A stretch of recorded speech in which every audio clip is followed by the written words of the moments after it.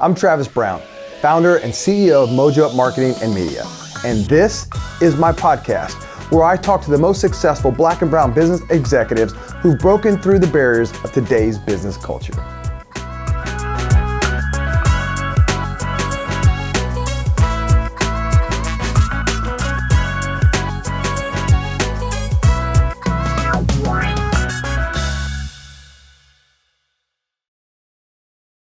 Welcome to Mojo Up Live. I'm your host, Travis Brown, and today is a special day because I got another big baller, shot caller, game changer, a guy who is at every big meeting, winning awards, but also making a big difference. Juan Gonzalez, he's a president of Key Bank here in Indianapolis. And my man, welcome to the show. Hey, thank you. Good morning. Good to be here. So I got to start with this because, people see you today. You have an amazing title, position, influence in our community, do amazing things, but it didn't just happen overnight. Right. What's that journey been like to get to where you are today? Yeah, no. So first of all, congratulations on all your success. This is awesome to see you grow and expand your business, and the hiring that you're doing and giving opportunity to younger people, specifically minorities, to get experience and exposure is awesome. So congratulations for doing that. Thank you. So I'm originally from Colombia. I've been in Indianapolis or in Indiana for 22 years now. You can believe that. That's where my accent comes from. I've been around 49 years. I'm getting old for sure. But I came to do a master's degree here at the Butler University down in Indianapolis. The reason why Indianapolis, I knew Indianapolis, we knew the 500. So it's funny how sports, bring you together. We used to watch that race every Sunday, every year because of Colombian drivers. We used to have usually somebody competing for the top position. Roberto Guerrero, I don't know if you remember that name, 4 times second, he never won, so we were very upset. Juan Pablo Montoya, he won it twice. And then lately, Carlos Munoz was second twice. So it's been fun to watch and follow that. And through that, Indianapolis became kind of like, hey, I could be there. I went to as an exchange student. I live in Amarillo, Texas. You know where that is in Texas, but I spent a year there when I was 17 years old, learning English, and a little bit of the culture, went back home, finished my college degree, and I always wanted to do an MBA or a master's degree in a university in the United States because that was good for my career, with the goal of staying in Colombia. As life goes, Colombia was going through a little turmoil, as you remember, in the 90s, and then, things were great here. This community opened their arms, gave me a chance to stay here, and now it's been 22 years, and now 3 kids, wife, I'm a Hoosier. So it's been a great career so far. We think about our career paths, like you have this, I think it's going to go this way, but it has all these zigs and zags. What was something that you're like, I know I'm going to do this, and you're like, either door shut, opportunity goes away, and you end up doing something different. What was one of those times for you? Yeah, so I always thought I was going to get into politics back in Colombia. I had an uncle that was in politics. And that was kind of like, I was very close to him, and I will, join him on a lot of events and, kind of like the fun part of that. And that's why probably you see me being so comfortable going to all these places and doing the networking piece. So I always thought that was going to be my career path. And then as life goes on and the situation is changing, the security and the safety, and then you come to the United States, and in this country, it didn't matter what my last name was. It didn't matter what my accent was. People were like, hey, welcome. What you want to do with your life. So I start changing the way I thought, because in our countries in Latin America, the circles are great when you're part of the circle. When you're outside of that, it's really hard to get in it. So that was a big mind shift for me. And I always tell people, raise your hand. Ask for the opportunity, go for it. Because in this country, that still happens, especially in our community.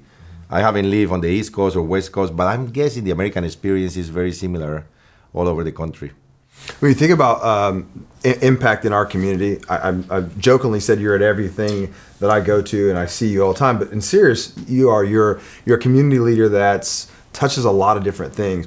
How do you decide what you spend your time, or I shouldn't even say spend, I like to cancel that and say invest your time because you're getting an ROI. How do you decide what you do and what you don't do? Yeah, no, it's fascinating because people ask all the time, like, how do you find time for all of this while raising a family and trying to do your job and all of that? So there is 2 things I go by. So my parents were very community driven growing up. So I always saw my dad and my mom giving back to the community, participating in events that were close to their heart. So that's a driver of mine is is it changing the community outcomes? You know, are we helping people that really need help? Whatever that is, right? Is it education? Is it hunger? Whatever, access to opportunities in the business community, for example. I know we're going to talk about D&I later and procurement. So when you encapsulate that in one area, you're like, oh, there's a lot of things happening that we need to be at. Because, you know, I'm one of those lucky people that because being a Latino in the job I'm at, I can actually have some conversations and maybe open some doors from some others that are not there yet. So that's important to me. But the second part and the job I do is supporting my employees, my teammates. So anything that they're involved on that is close to their heart, I'll try to be there. It's not just buying a table and saying, hey, we're here. We need to show up and show their support, and they need to know that we're 100% behind them. So that's why, you know, you'll see me on a lot of breakfasts, lunches, and dinners, but also a lot of networking events, Chamber of Commerce stuff. You and I have been on a couple of trips when you can see how that makes a difference in the business community. So for what I do for a living, makes sense, but also you can open now doors for other people to come in. Yeah. So let's talk about your role. So as the market president of Key Bank, like what is that role really? What is that role in today's environment? Because I'm sure it shifts from being just banking centric to people centric to impact. So what does that job look like today? Yeah, it's interesting because I tell people that it's a great title, but it is a lot of things. Because everybody's like, oh, I want that title. I say, no, you think about what you're saying because it's very different. You want the title, you don't want the job. Right. Because it takes there's a lot of facets to it, right? So the business side, of course, you know, the banking side, results, are we hitting our sales goals, all of that stuff. But it has evolved into, I mean, because of COVID in particular, you were always like cheerleader, but then you became a true cheerleader. Like everyone was always looking up to you to say like, hey, what's going to happen tomorrow? Mm-hmm. Are we going to be around the next 24 hours? COVID was a really tough time for companies. And in our case, you know, we went from like being fully open to only the branches were open. So I needed to play the role also of like making sure our teammates are the retail branches that were actually asked to be at the branches while everyone was shut down and staying at home, were okay being there. And that we were providing the services and the cleaning and the health support and moral support, which, you know, everyone was struggling through that. So that was a very telling side of the business for all of us. I mean, it's not unique to banking, of course. But then coming out of that, Trevor, I mean, as you probably have heard other people say, just getting people out of that mindset of like, hey, we're back to normal. It's okay. We got to go out, meet people, see them. We got to grow again because we cannot stop growing. I mean, it's a business. Yeah. It's been fun to play that. It's almost like a consultant in a way, counseling in a way, and then finding my own counseling, right? Because at the same time, I have my own personal dilemmas going on, you know, not only my job, but, you know, my kids were, you know, remote learning and they were older. So I was fortunate that I didn't have to become their teacher, but, you know, making sure that the Wi-Fi was working at home, that all of those things were happening. My parents actually live here. They're in their 70s, making sure that they were going to be okay because at that age, you know, COVID was a little more traumatic for health-wise. So you became a little bit of everything. And then lately, we're becoming HR experts. We're recruiting all the time. And retention, of course, is a big deal. But the market changed so much that people were moving around. Some people didn't want to come back to work. Some people wanted to come back to work. Coming back to the office became a challenge, you know. So navigating those waters and making sure we're talking to people all the time because we're trying to hire talent. It's really hard to find talent. As you were saying earlier to me, we all trying to look for that great person. Well, everyone is looking for that great person. So what are you doing differently that is not just the job? So the community piece, being out there and about, when people see you be part of the community, for somebody looking for a job, they're like, that's not just a job. They're investing in the community. That means something to me, the values. So it works. It works for sure. You know, one of the things I've had to say to myself, you know, all the time is like, Travis, what is important to you at the end of the day? And I was actually watching a clip back of me speaking, talking about, you know, part of my journey when, you know, I was out of balance from money and position and lost all of that in my 30s and had to rebuild it all. And I said, you know, when you're at the rock bottom, sometimes when you realize what's important to you, when you're doing all the things that you're doing, and you mentioned family, you know, is there such thing as a work-life balance? How do you do it and be, responsible to make community impact without not sacrificing family? No, that is a great topic. Work-life balance matters a lot, and it's hard, right? It's never easy. Especially, I have 3 kids, sports and school activities and all that. One of the things that Key Bank provided to me that I'll never forget was the value of taking care of your family and your kids. What was important to me, despite what the job responsibilities were. And I tell you this simple story. When I was moving up on my career and became a sales leader, so part of the leadership team, the executive team here locally, on a Tuesday morning, I never forget, my oldest daughter, at the time, they went to a Catholic school, so she was reading a mass. And mass was at 8:15, right? And the meeting was at 8. So I called the market president at the time, and I asked Gary, I said, Gary, man, give me advice here. I'm new, I just got promoted, but it's my daughter, it's my daughter reading, and that means so much to me. And he said, Juan, please go there. Family come first. I can share with you later what we talk about. Never forget that.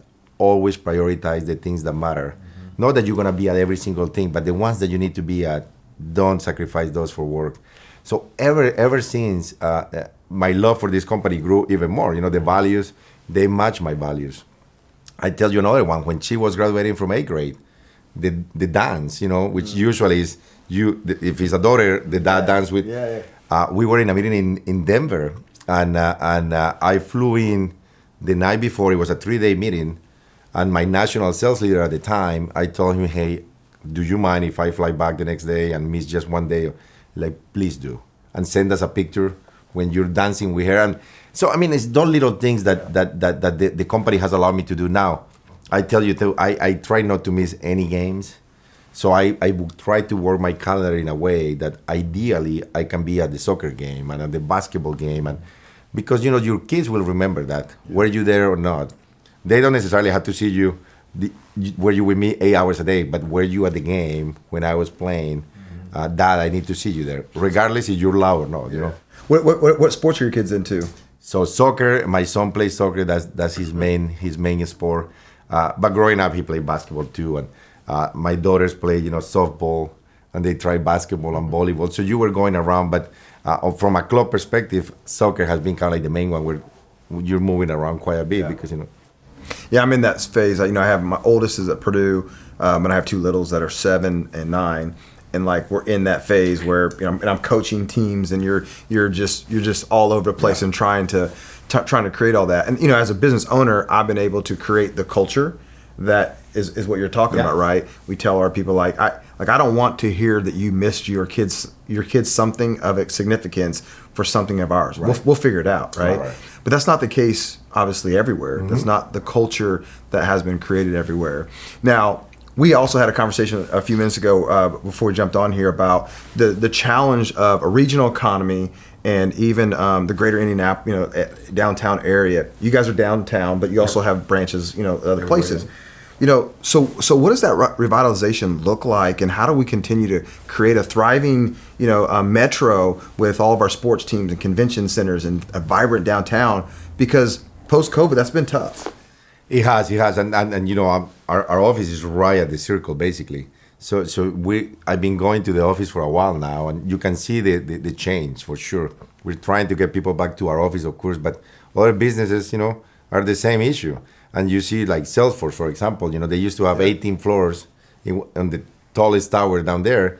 All of a sudden, it's they're if they're coming. So that's a big impact in the business community, the restaurants and the shops and all that, because that's 18 floors of people that now are not eating breakfast, lunch, dinners. So it's been a difficult journey for a lot of the small businesses, for sure. I tell you 2 things, though. I believe that a strong downtown, strong Indianapolis downtown helps everyone. Absolutely. And the state knows that, I believe. So the regional economy knows that. I think you're seeing Carmel and Fishers and Noblesville and Westfield and all the surrounding counties basically coming out with ideas of how do we become vibrant downtowns ourselves, but at the same time making sure that Indianapolis is strong, because the jobs and some of the professional sports and all that is still downtown. Right. I think the Chamber of Commerce are talking about doing more regional efforts. It seems to be. Well, Well, but with the two trips we've been on, right? We were on a trip together in San Diego and Nashville, talking about this with these regional economies. But I feel like, and this is my own personal opinion, I feel like there's been a struggle bridging that gap here, like they do in Nashville, crossing political boundaries, crossing regional, like that. It seemed like they were doing a good job of that. They're focused on that, and same thing with San Diego. You know, I feel like, and we're in the suburbs, we're in Fishers, so trying to figure out, like, we need Indianapolis, and Indianapolis needs, you know, the donut counties, right? You know, from a key perspective, like, you guys have people a little bit everywhere. How do you guys form that it's not an us and a them? Like, we're key no matter where we are, and we're trying to be philanthropic and community involved everywhere. Right. So I mean, you think about Key Bank, we're Alaska to Maine, upper middle United States, right? So very diversified geographically. And within our state alone, you know, we have a northern Indiana and a central Indiana kind of markets. So think central Indiana, Kokomo, all the way south, east, and west. So it's a big region. We try to do two things for sure. The branches become kind of like the center of the bank in those towns. So if you go to our branch in Kokomo, is a very successful branch, but we tell always to the managers, you're like the mayor of this little town. Like, think about it that way, and how do we at the leadership level support you? The bank has all the resources and tools, and we continue to invest in that to make you successful. But you know the community better than all of us. So where do we need to be? And work with our community partners to, you know, invest in them. You know, because Key is a community bank in many ways. We behave like that. We want communities to thrive because those are our clients, our customers, our employees live there. So it's outside of Indianapolis, where I know the community best. I rely on our local teams to tell us what to do. Now, we also have a community relations person that I don't know if you have met yet, but Yvonne Harrington, she's been in the community for a long time. She's always making sure that we're doing the right things, meaning, you know, our foundation has 4 pillars that we try to follow. And are we investing on those everywhere that we're present? Because we need to do it. It's the right thing to do too. Is the right business decision? Yes. But more important, our employees that live in those communities do see you doing those, and they care more and give you more of them, or of themselves. Basically, the energy is higher. So it's not easy. It's a big dance in many ways, but when we set up the budgets every year, we try to look philanthropically. Where are you investing? You know, is it youth? Is it education? Is it graduation rates? Is it health? Is it, you know, because there's a lot of organizations out there doing great work, but there's a lot of them, and resources are limited. So you got to pick where you're going to invest. We have done a lot of work lately with Indiana Black Expo. On their small business initiative. We're going to do some really good work with Recycle Force, that they work with people coming out of the criminal justice system. I mean, there's some of those things that you can pick and choose.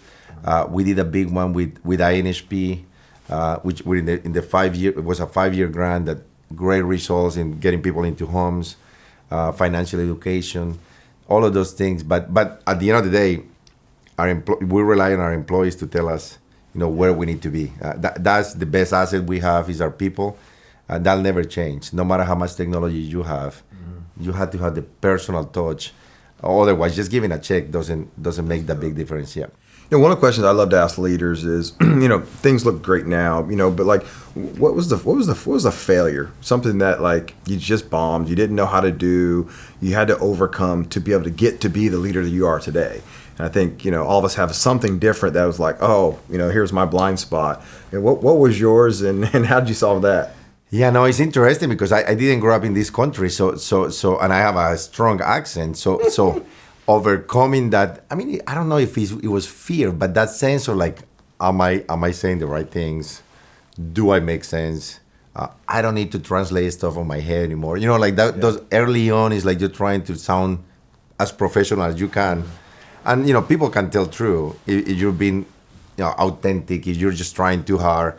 So getting comfortable with just making mistakes, and it's okay to say the wrong word, and, you know, just laugh about it. People understand that this is not your first language, but that you have to speak enough to be professional and successful. In addition to making sure that I understood as much as possible the culture in this country, because it's different than the culture I grew up with. And that's a struggle that you see a lot of people making. We are in the United States. The laws are different. The rules are different. Just because I live in Colombia 20 some years doesn't mean that I can bring that here and say, I'm just gonna do it the Colombian way. It doesn't work. We gotta adapt to it. So that wasn't as easy. And I tell you a simple example. Driving in Colombia can be a little tricky. Like, you're very aggressive and all of that. Well, here you have all these rules. The four-way stop and all those things, and who goes first and who goes. Yeah. In Colombia, my friend, I tell you, it's whoever goes faster goes faster. So when we go visit, I don't drive anymore myself because I'm afraid that I'm gonna be too proper now, and somebody's just gonna hit me. So those simple things that we take for granted sometimes. That's why I love traveling. You learn to understand people a little different. But that was a big one. Once I kind of got comfy with that, and look, I do a lot of public speaking and all that, I still make mistakes. And even if you're reading, you might pronounce the word the wrong way. Still today, and I've been here 22 years. Who cares, right? People are just happy that you're there sharing your story. But you gotta get comfy. You gotta go to the meetings and make sure that it's okay to say what you're gonna say, and then you deal with the mistakes. When did you first realize that I belong at the table? Like, all these big rooms, and with all the insecurities and any of those type of things that you had to push through, but you finally got to the point you go, you know what? When I sit in this room, like, people respect me, I deserve to be here. When was that for you?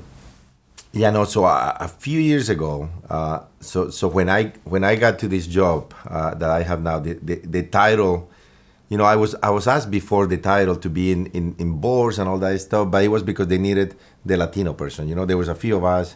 I think I told you the story that Rafael Sanchez, myself, Dr. Lopez, and Charlie Garcia, we used to call each other every year and say, hey, what board are you going to be on? Because there was very few of us that they were able to do it. But that was almost like a check thing, Once I got the title, because of what comes with the title, the quote-unquote, power that comes because now you're representing the bank, then you start picking and choosing where you wanted to see it. And that's when I realized I have made it to that next level. Because you don't have to say yes to everything. You can say no, and you can pick, I want to be at this event or this organization because it makes sense to me for whatever reason, right? Business, or you want to learn more about what they're doing in the community. And then the phone call now comes back all the time, right? So it was interesting how the title helps you get there. I think people knew who I was for the most part because I've been in the community. But just because you're out there doesn't mean that they're going to invite you to some of these table conversations. And I feel very fortunate that I made it through. Now my commitment to you, as you know now, and everyone is if you want to be part of that, we can help you. But you got to do your part too, right? We'll invite you to things, and you got to raise your hand and let's go do it. And don't be afraid. We all go through the same process. Now I feel so old. And let me just say, I've been on the other end of a few of those things, just reaching out an email and saying, hey, can you reach out to this person for me and just, vouch for me or let them know that I'm okay, or inviting me to some of the things that you've been involved in. And I'm not even a client of yours at this point in time. And so you did all those things, just from a relationship value. So I don't want that to go unnoticed, and I don't want I appreciate that. How are you opening those doors for people? And when you think about young professionals, I mean, young is relative, right? What do you think is what they really need to know and understand to go from where they are to maybe where you are? Yeah, no, I try to talk to young people a lot and tell them my story a little bit. Hey, everyone is unique, everyone is different. We want to understand that what I want to do doesn't mean that that's what you want to do. But if you want to make a difference in the community, I can help you get there. So let's talk about what's important to you. As a young professional, do you want to make an impact? Career-wise, that's easy, right? You got to be successful. You got to do your job. We can help you find another company you want to, right? That's not what I mean. It's on the community values. What do you want to do next? Because if you want to be a community leader, or you want to be a leader of some kind, you got to have some passion for something. And I think younger generation, many of them think they do, but until they get involved and start seeing that how fortunate we have been, many of us for sure, then you're like, oh, I got to do something. Somebody my age is not getting food, or somebody my age is not even going to school because they cannot afford it. Well, how do we help that person? And it's not just with a check. It's like connecting them with the resources out there that they can take advantage of. So it's not easy. It takes time, but every time I speak to younger professionals, I tell them this: look, you guys are really hard to read because your minds are so different than our minds, right? But reach out, and sometimes they do. The ones that do, you'll help. There's many of them that oh, I gave you a call, but you never answer. Well, call a second time, like you and I used to do. Like you called 3, 4, 5, 6 times, right? Because people are busy and they have a million things going on. But maybe the second time they'll pick up, and that's the phone call that makes a big difference to invite you. Do you? Let me ask you this: do you ever think that now because you're in prominent positions, leadership influence, that like you get put in a situation to be the voice for Latinos? Like, do you have that sense where you're like, like they come to me as if I'm the voice, and then they're in a situation where you're just trying not to mess it up for everybody else? Like, do you have any of that? It happens. It happens, believe it or not, right? Because people see you in those positions and sitting on all these things, and they like, well, you got to be like him. No, you don't have to be like me. Every journey is different. And I tell people this all the time. Look, the immigration story, my story is very different than many other people in our community. Like, very different, right? I was a privileged guy. I came to do a master's. My parents were paying for it. So I cannot claim that I was struggling and I was trying to look for what you hear all the time to better your lives, because I was gonna go back home and I probably would have been fine, right? But what it did for me though is coming to this country and seeing that the opportunities are real big and there for people to take and run. It opened my eyes to like, hey, how do we do that for others? Right. Which is what I've been trying to do. I tell you, there's a young girl that I met at the Conexión event the other day. She's trying to finish something on the financial side, and she was asking that question, like, how do I get there? I said, well, what are you doing today? Are you involved in anything? Are you going to any leadership programs? Because there's programs for younger professionals that are to develop those leadership skills, right? Mm-hmm. You don't have to be Latino or non-Latino. It's just for everyone. Mm-hmm. You just have to apply. United Way has one. Indiana Latino Institute does one, for example, if you just want to go on the Latino side. Indiana Black Expo have tons of programs they do. Lacy Institute. So it's just like sometimes you got to connect them to those programs that they don't know about. And we have been able to sponsor a couple of people throughout the years that work for us and don't work for us, that are trying to advance their career. Hey, that's the easy part, right? Yeah. We put you there, go do your part, make sure that you succeed. Because if you succeed, then people are paying attention, and then you start getting the phone calls. Yep. Hey, what about being part of this? And then now you're up and running, and then they can pay it back to somebody else. I have one important question I'm gonna ask you in a minute to finish up, but before that, we're gonna put you on what we call the Mojo Up hot seat. So I got some questions I'm gonna ask, and I'm looking for one word or phrase, quick answers. All right, no trick questions, but here we go. Favorite place to vacation? Cartagena, Colombia. Coolest city you've ever been to? Zurich. Favorite local restaurant? Vita. A brand that you love?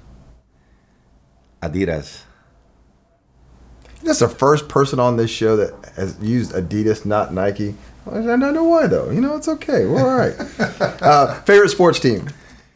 Well, I gotta say the Indianapolis Pacers. The Indiana Pacers. I'm sorry, Pacers. A favorite college? Butler University. Mm-hmm. Yeah. A favorite TV show? Oh, I love Seinfeld. That was awesome. That show was incredible. A favorite movie? I still say it's Star Wars. I would say, yeah. A type of music. What's your genre? Yeah, so Latin music, is big genre, but Latin music and just the flavor of that is the energy is awesome. Do you have a hype song like the one you listen to, like the Shakira, the singer. Shakira, yeah. So the World Cup song for the South Africa World Cup is super awesome. It's full of energy, and you cannot get like, oh, here I go. I'm ready to hit the stage now. A nonprofit you love to support? Oh, there's so many, I tell you, in this community. So it's hard to answer, but I will tell you, Gleaners for sure is one of those. With what they're doing with food insecurity is incredible. So here's my last question for you, and I'm going to give you the clapper and let you wrap this thing up today. But is, all of us at some point in time have a number, a dash, and a number. When you think about that dash, that time that you spent on this place, at some point in time, they're going to talk about you. What do you want them to say about Juan Gonzalez? I love they say that he was a happy guy. He was always willing to help, and more important, that he actually truly cared for the community. I don't care about the other stuff. The community piece, that he make a difference in the community. That would be awesome. If from above you're looking down and people are saying that guy actually make a difference in the community, that would be awesome. Man, so glad to have you on the show here. You get to do the official clapper and give us, it's a wrap. It's a wrap.